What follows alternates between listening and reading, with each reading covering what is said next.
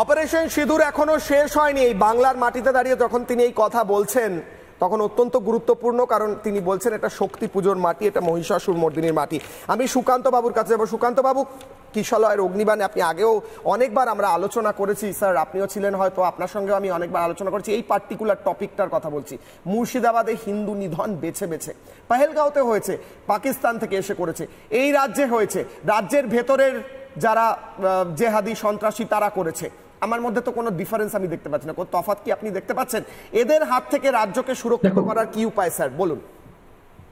দেখো কিশলয়, প্রথম কথা হচ্ছে যে গতকাল যেভাবে তুমি জানো যে একটা ছুরিকাঘাত করেছিল, 4 জনকে মেরে একজন অপরাধী, তিনি যখন থানায় ঢোকেন সেখানে থানার পুলিশরাই নিরাপদ না, সেখানে মব লিঞ্চিং হয় এবং তাকে ছাড়ানোর জন্য অনেক মানুষ একত্রিত হয়।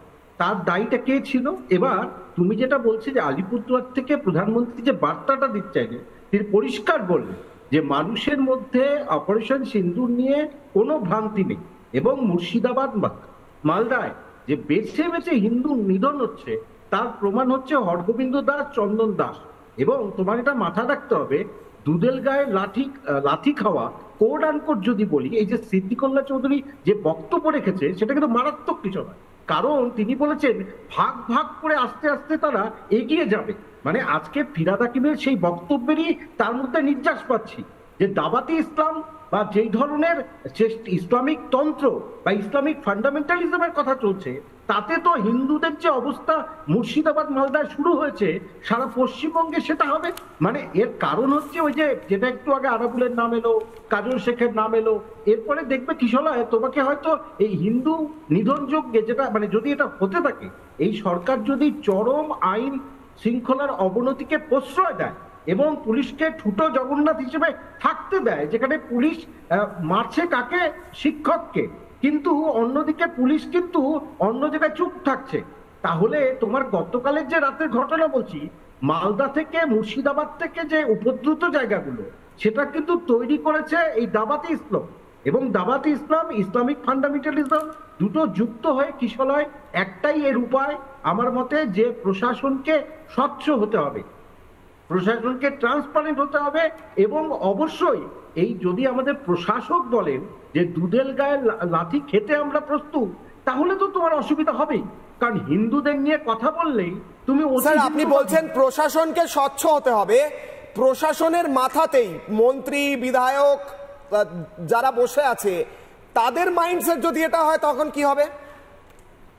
আমি সেটাই বলছি যে তারা তো পুরোটাই ঠুটো জগন্নাথ ছেড়ে দাও, এবার প্রশাসন যদি সেই জায়গায় চলে, তাহলে হিন্দুদের নিয়ে তো এই যে আজকে হিন্দুদের নিয়ে কথা বললেই আমি আরএসএস হয়ে যাব, আমি বিজেপি হয়ে যাব, এটা কিন্তু নয়।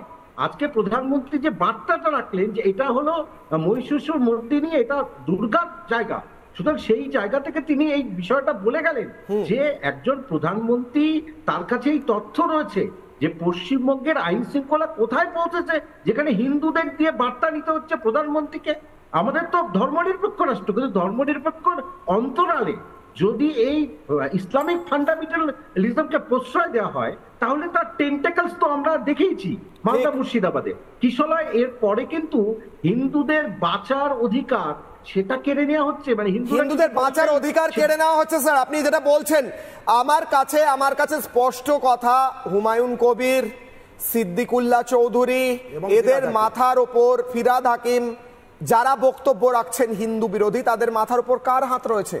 আমি প্রশ্ন করতে পারি না মুখ্যমন্ত্রী মমতা বন্দ্যোপাধ্যায়ের হাত রয়েছে কিনা, যখন তিনি এদের বিরুদ্ধে কোনো ব্যবস্থা নেন না, যখন সিদ্দিকুল্লাহ চৌধুরী রাস্তায় দাঁড়িয়ে বলেন যেটাকে ডিফেন্ড করতে পারছেন না দেবব্রত বাবু, যে জেলায় জেলায় গিয়ে টাইট দিতে হবে, যখন হুমায়ুন কবির বলেন ভাসিয়ে দেবো ভাগীরথীর জলে, যখন ফিরহাদ হাকিম বলেন যে একটি ধর্মে যারা জন্মায়নি তারা দুর্ভাগা, আমি দুর্ভাগা, আমরা দুর্ভাগা, মুখ্যমন্ত্রী মমতা বন্দ্যোপাধ্যায় নিজে দুর্ভাগা, এই কথা বলার সাহস হয় কি করে? কিন্তু মুখ্যমন্ত্রী মমতা বন্দ্যোপাধ্যায়ের হাত সেই দুর্ভাগাদের মাথায় নেই, যারা এই ফিরহাদ হাকিমের কথায় দুর্ভাগা। কে? হরগোবিন্দ এবং চন্দন দাসের পরিবার। তারা মুখ্যমন্ত্রীর কাছে এইটা শুনতে হয় তাদের যে টাকা নিয়ে তোমরা সন্তুষ্ট থাকো, পরিবারের লোক গেছে গেছে। তার উত্তরে তারা কি বলেছিলেন জানেন? শুনুন, ফিরছি হাই ভোল্টেজ ডিবেটে, হরগোবিন্দর পরিবারের বক্তব্য। মমতার ক্ষতিপূরণ নেব না আমরা, দরকার হলে মমতাকে দিব টাকা, নেবে মমতা? টাকার গরম দেখাচ্ছে শুধু না, টাকার গরম না, টাকা দিয়ে কিনে নেবে নাকি? হ্যাঁ, সবকে টাকা নেবো না।